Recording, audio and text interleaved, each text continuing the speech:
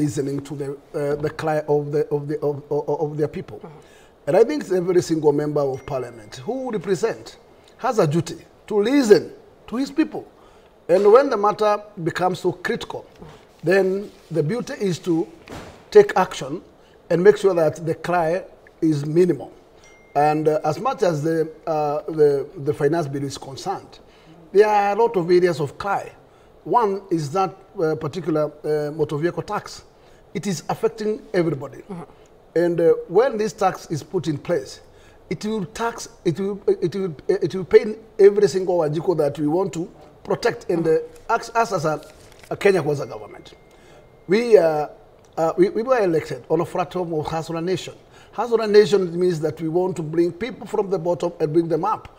If we downsize them in ways of taxes, and taxes can face you either directly or indirectly, because you may say that Hazaras are not suffering and they are not pushed to the wall, but they are the users of matatus, because what do they connect with?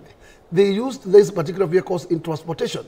When Mama Boga wants to transport goods of cabbage from Marigiti to her destination in Kawangwale, he uses at least a pickup. That pickup is being taxed, and also been taxed to the level of Vuelo to maximum of 16%.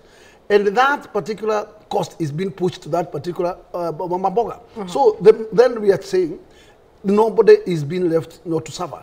Mama Boga is suffering indirectly because when the charges becomes up, then she suffers more. Right. She has, and who suffers more too is the last consumer and of that and I understand your concerns, but there has been concerns that then the growing unease in the Ruto and Gachagua camps could actually threaten the passage of this finance bill, which seems to be now, it's being used as, playing out in the tax debate. We've seen Gachagua's camp threatening to shoot down the finance bill. Is this a decision taken because it would impose too much taxation on Kenyans, or because it is a strategic political decision within the camp? This for sure. I can be able to tell Kenyans that no single division between the two leaders is part of the finance bill. Finance bill is totally independent from any other hits of politics outside there. And the concern here is none other but how do we now manage the cry of Wanjiko through this finance bill. Then one is that the members' feeling is that there are clauses that has to be amended to fit the Wanjiko's concerned. And that is a fact.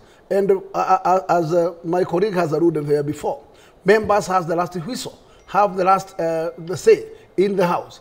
And I can tell you, if the members are not pushed to go by the party lines, they should consider how to make some amendment for Wanjiko to fit in this particular finance bill. Otherwise, it is not the high time that we must say, because we belong to one house, that we must go one direction and we must push Wanjiko to the wall. This is not the case to this one.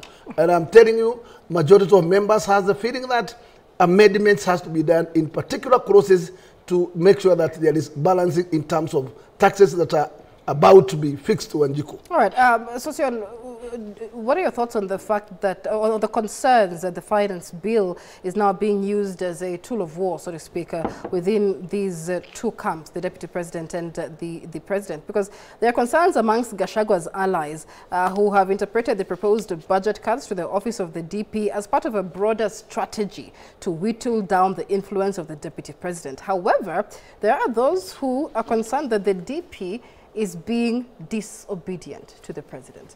Your thoughts? I think, Michelle, some of these sensational conclusions are creation of the media. Like when you look at the headline, Finance Bill, New Battle Zone for Ruto and Rigathi. Where does the presidency come in when it comes to a bill that is in parliament? It doesn't. The president and the deputy president shall not be part of the processes of parliament in whichever way. So trying to create a storm, and for avoidance of doubt, there is no war between the president and the deputy president. There isn't. None at all. I think you are reading too much. And when members of parliament of Kenya Kwanza raises concerns about taxation like Gakuya here, it doesn't mean it is war or creation of a camp. No, those are ideological. At the end of the day, every member of parliament represents the people. And they're supposed to apply their minds freely on this particular bill. And I'm sure when it comes to the floor of the House, it will not be a document that is going to polarize one group and creation of one group and another group, or even minority and majority. It will not go that direction. The finance bill, and I think we discussed it here last week, we have always discussed it, it keeps coming up, the content, the issues. It's going through the due process after the presentation of the budget. And then when it goes through the process of parliament, how does the deputy president then come in the contest? Not at all.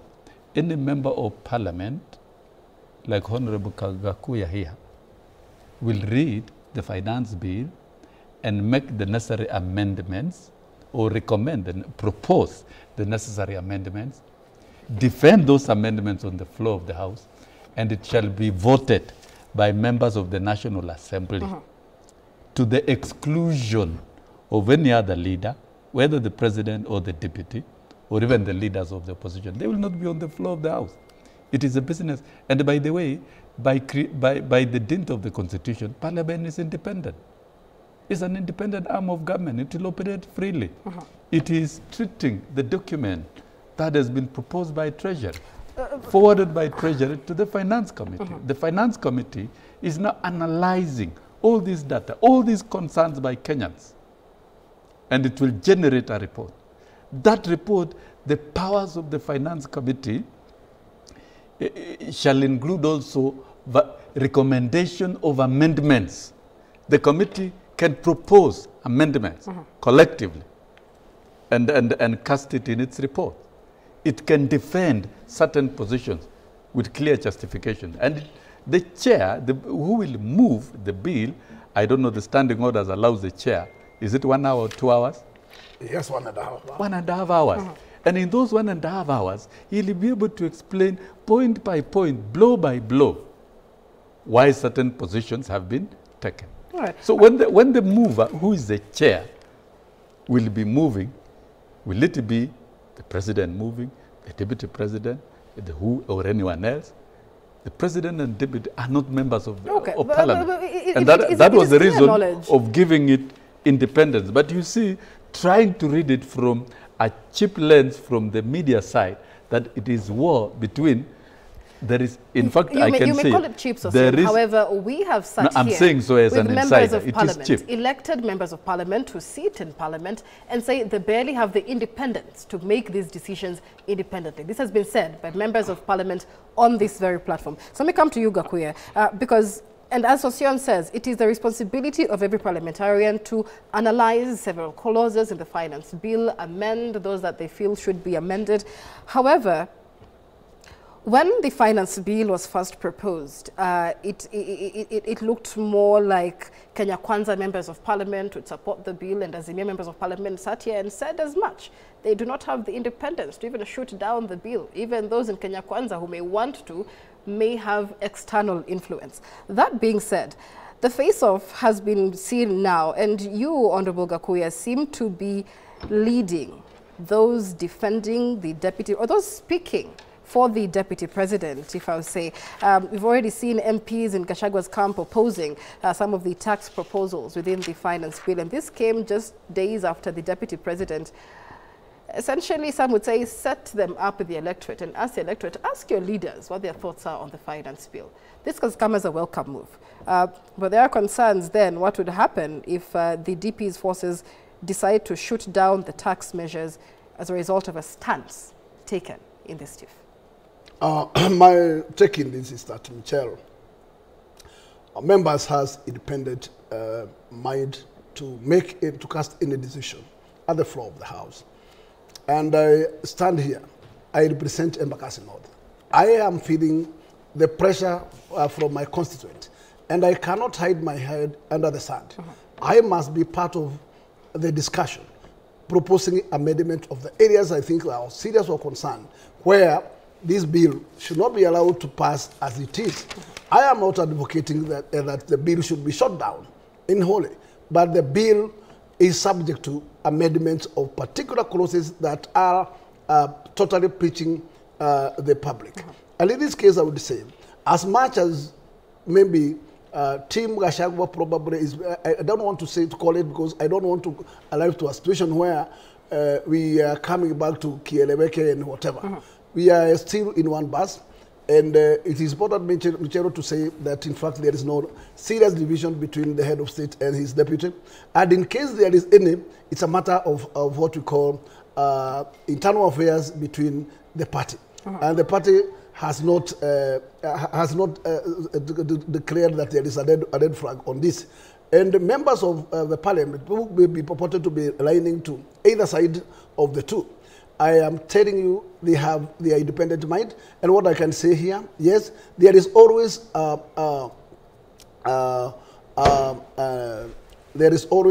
urge from the executive to pass maybe the bills as they are. But the members has their cardinal duty to check the bill as it is, scrutinizes, and make sure that where they feel that actual amendment should be, they should insert that, and they should make sure that amendment is available. Right. And in this case, I would say there has been PGs for parties, but that does not mean that it is a mandatory that whatever the PG can pass makes you not to decide anything else or to alter.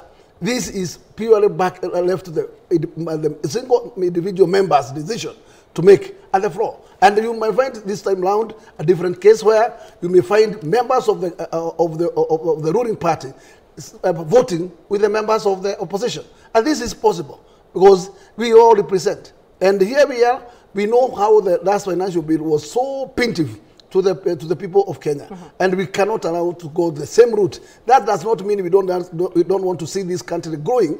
We still want this government to at least achieve its goal, but not putting some measures to cripple Wanjiku. All right, and so Sion, you mentioned that there is no love lost between the president and his deputy, but there seems to be evident tension. Now, the president has remained silent over this growing tension. However, observers warn that his move to hold, or essentially hold divergent opinions from his deputy, especially in public settings, may just ruin their political partnership. And there's several instances this has happened.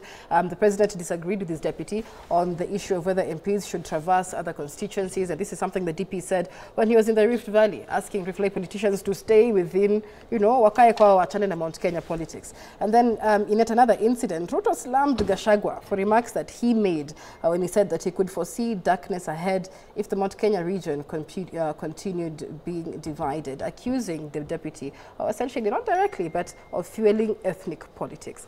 So this growing tension. Michelle, if you apply your mind very well, and this is where the media missed it, you missed it in 2022 elections, because the media became outrightly biased, and it spinned a wrong card, a card that failed. And I'm still seeing you spinning the same at the moment. I am a devoted member of UDA and therefore member of Kenya Kwanza Alliance. What I can tell you is the democratic principle and freedom within the party is robust. And people speak freely what they want. And our party is organized. We have a party leader and deputy party leader. And look here. Maybe just before you continue, let's maybe hear from Honorable Gakuya, because he is a member of UDA as well. You've asked me a question. I will give you your time. He is a member of UDA as well. Honorable Gakuya, do you agree with all the instances that I've outlined, and several, more than 3 instances where the president has essentially contradicted the deputy or corrected the deputy in public? Are you reading anything into that? Politically, Michelle, there is nothing that you can hide. Because some pronunciations, sometimes from the head of state, sometimes they becomes questionable.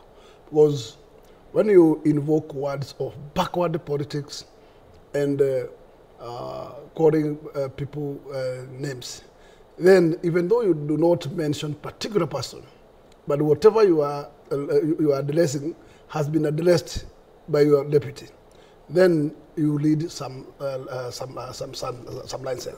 I am not saying that in fact anything is wrong, but it is not fair to respond as head of state to comments that are made by your deputy in public, because there is the way and means that actually you can reach consensus on some issues. But this is not, when it is become to the public, then it tells you something's wrong somewhere.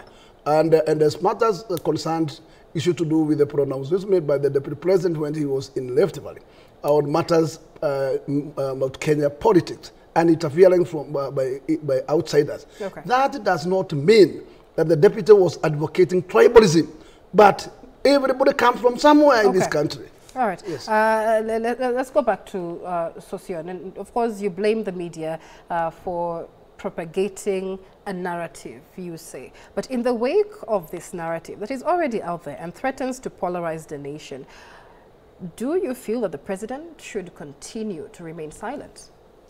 I don't speak for the president in this show. I have no authority to do so. Neither do I speak for the deputy president.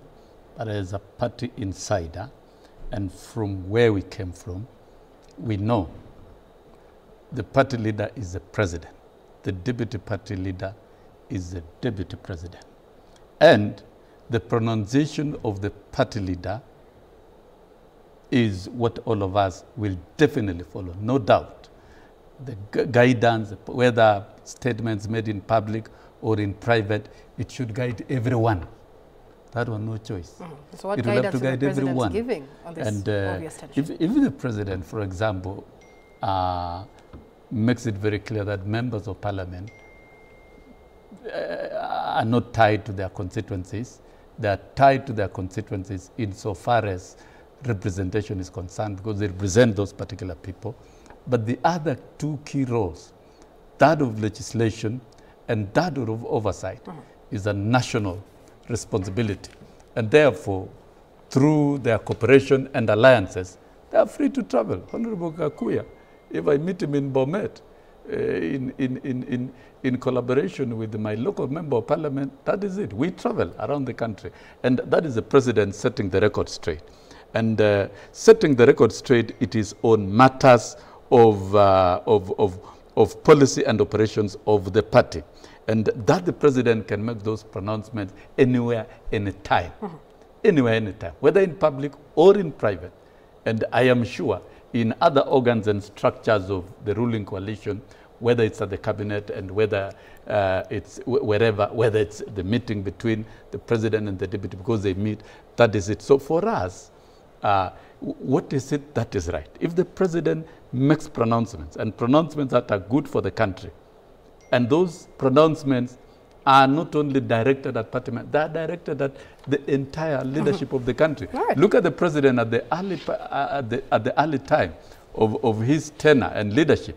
He went to Luwa Nyanza, so and he went to Luwa Nyanza, launched development programs and mobilized the entire country, and he has demonstrated that whether you vote for the government or not, you deserve development. Right. And I think on one end, that is the mission, that is the and people can say what they want, of the president. At the end of the day, the president gives the direction. At the end of the day, the president will give guidance. Okay, so what then do you make the fact? That guidance, like in war there is only one general. There are never two generals. Okay, so it is one. And when the general issues what do you orders, make of the fact that despite the president coming out in public and essentially hitting out at his DP for his call for unity in the Mount Kenya region, the deputy president came out and said, I will continue working with the president, but will continue safeguarding the interests of the people in Mount Kenya region. In fact, the very next day, he was in public asking, Shida iko wapi? What is the problem? This is after the president. So many say the DP is being disobedient.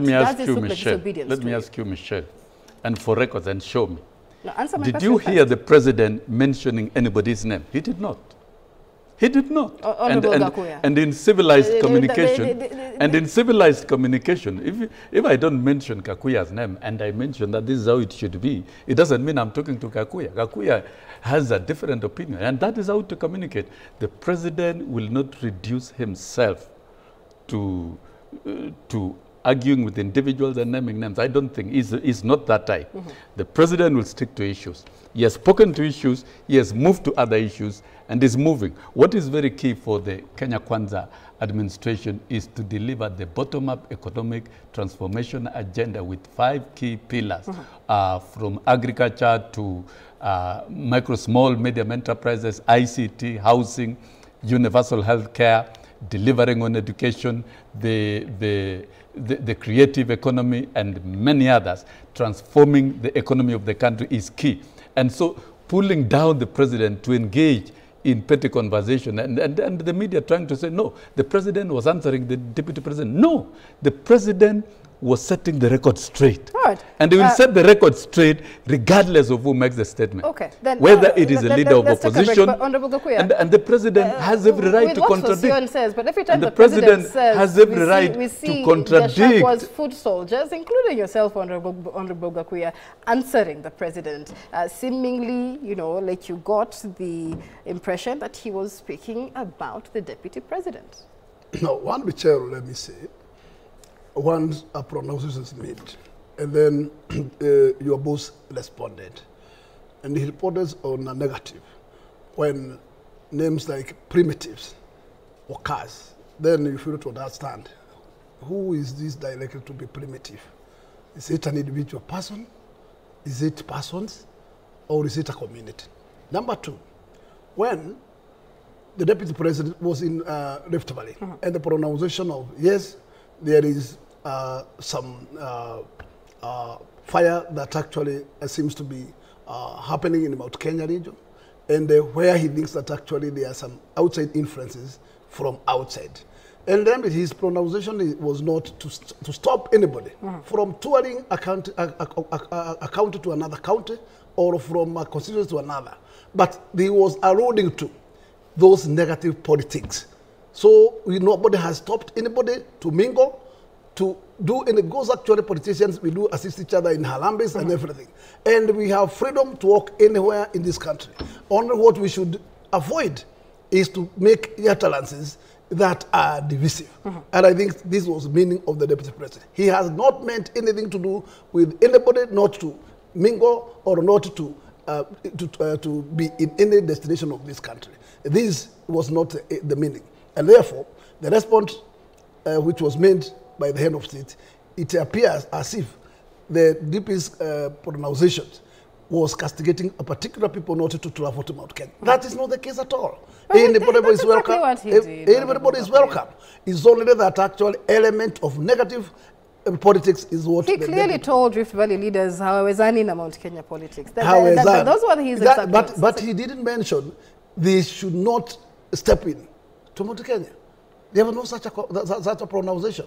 It was, yes, wacheni na Mount Kenya, siasa yake hamuwezani nayo. As simple as that. All right, let's take a break. We are discussing the intrigues in the Ruto-Gachagua rift that observers say threatens to polarize the nation. We'd like to hear your thoughts on this conversation. The hashtag is New Dawn. You can speak to us on X at K24 TV. We'll be discussing more on this in just a moment. Stay with us.